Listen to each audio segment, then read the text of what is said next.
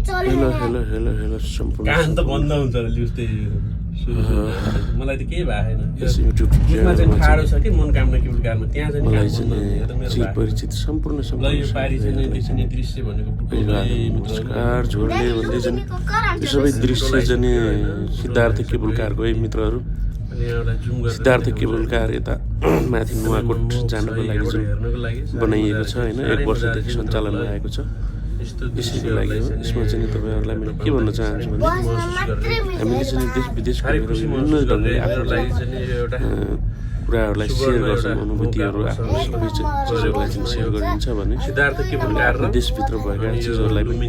आन्तरिक पर्यटनलाई कसरी हामीले प्रबन्धन गर्न सकिन्छ भन्ने सन्दर्भमा आएको बेला त्यहाँ त्यसमा चाहिँ नि तपाईँको हामीले गम्भीर चिन्ता र चासो हुनुपर्ला भन्ने सोचेको छु व्यक्त गर्नुपर्दछ र आफ्नो चाहिँ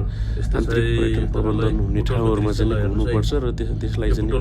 राष्ट्रलाई चाहिँ कुनै न कुनै लेभलबाट एउटा टेवा पुर्याउनुपर्छ भन्ने चाहिँ एउटा मान्यताका साथ मैले यो भिडियो अपलोड गरेँ ल साथीहरू हेरिदिनु होला है सम्पूर्णले यसमा चाहिँ कमेन्ट गरिदिनु होला है मित्रहरू ल है